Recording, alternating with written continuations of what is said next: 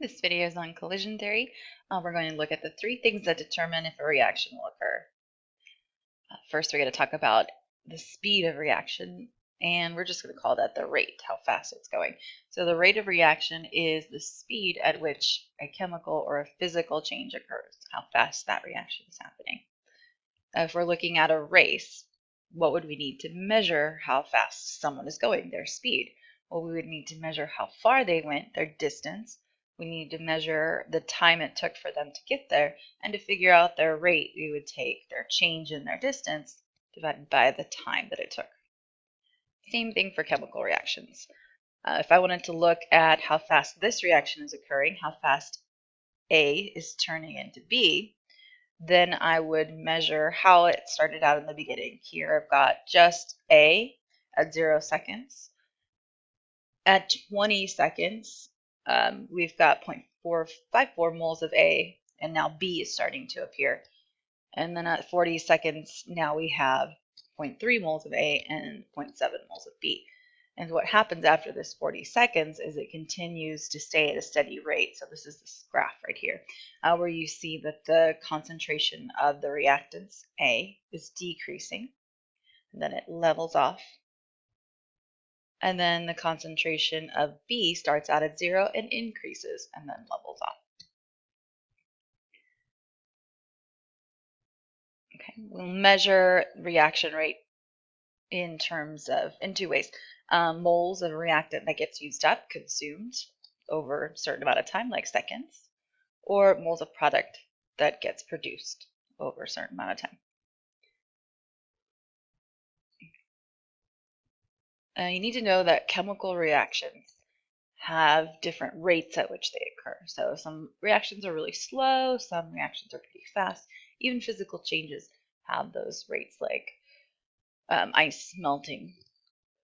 Okay, and there are many things that can speed up how fast that reaction or process occurs, like you can speed up how fast ice will melt by increasing the temperature.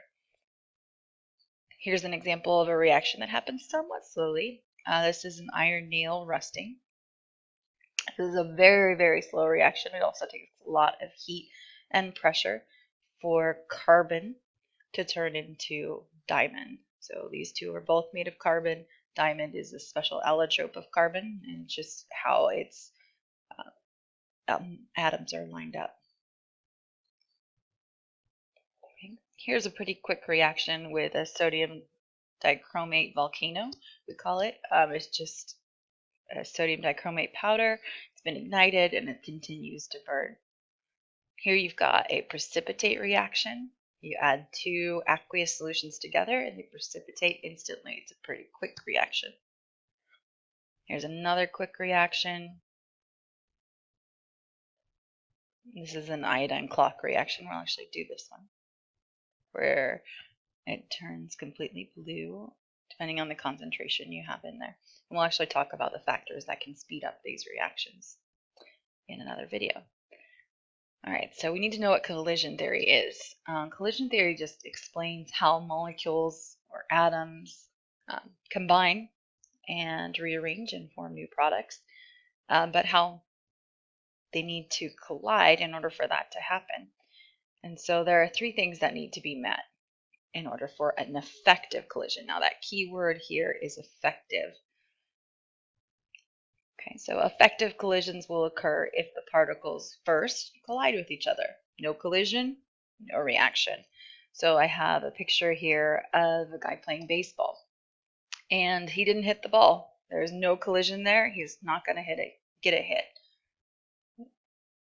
I'll have to shoot for the next one. All right. Then we have orientation. Now, those molecules also have to be lined up correctly. They have to hit at just the right angle. So here we go. And there's still a collision here, but maybe just not at the right angle. So here's an example of that. Here A reacts with BC. In order for there to form new products, in order for a reaction to occur, A has to hit B. Then we get products. If A hits C instead, A is not supposed to react with C. So you see here A and B is our product. So if A hits C, there's no reaction because the orientation is correct. Yes, they did hit, but no reaction because they're not lined up properly. We can also think about this in terms of getting into your house. In order to get into your house, when you put the key in the lock, you have to line it up properly in order for those gears to move and for you to be able to turn the key.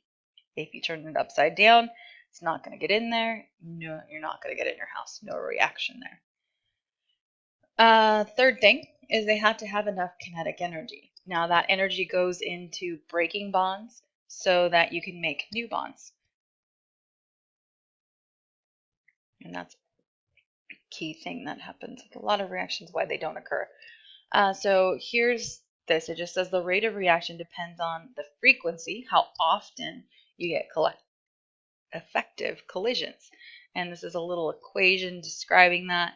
The rate of the reaction, how fast it goes, depends on the number of collisions per second, okay, times the fraction of collisions with enough energy to react, so enough kinetic energy, times the little bit of collisions that actually, even if they have enough energy, are they lined up properly? And so we don't have to do anything with this equation, but it helps explain why not all collisions are going to be successful. They're not all going to be effective.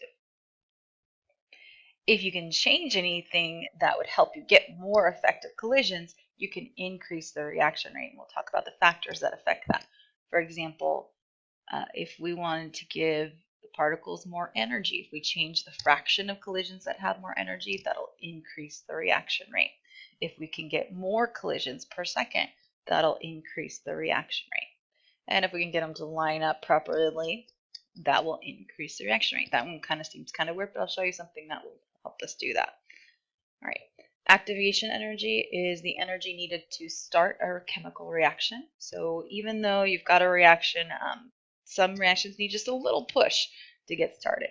And so you see this bear here is taking a large boulder and putting it downhill, but in order to get through that, he has to get through that little barrier. Here I have a quick video showing activation energy in terms of molecules.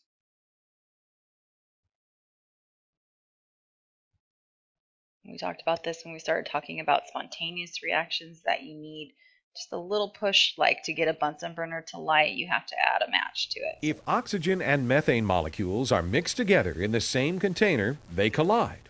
But there is no reaction until a spark or flame is added. Why? To react, the molecules must collide with sufficient energy to break the oxygen-oxygen bonds and carbon-hydrogen bonds so new bonds can form.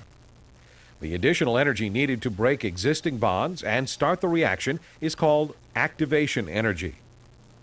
An energy diagram can help show these energy changes. Initially, the oxygen and methane molecules collide but do not have sufficient energy to react. A flame can supply the activation energy needed to start the reaction. At this point, bonds break and new bonds form in an exothermic reaction that releases energy. The energy released supplies the activation energy for other molecules to react, and the mixture explodes. In the air, nitrogen and oxygen are continually colliding but lack sufficient energy to react. Heat from lightning supplies the activation energy to break bonds, and new bonds form in an endothermic reaction that absorbs energy. Okay, so to review, activation energy is the energy needed to start that chemical reaction to help it break bonds so that it can make new ones. If reaction requires very little activation energy, then it's going to be quick, like the sodium dichromate volcano, the precipitate forming from the two aqueous solutions. If it requires a lot of activation energy, it's going to take a whole lot longer. For example, carbon turning into diamond with lots of pressure and heat. And we'll be talking about this later, but anything that can change the amount of activation energy that you need for a reaction, lower that hill, can change how fast that reaction is going to occur. Okay, that's it for this video. Thanks for listening.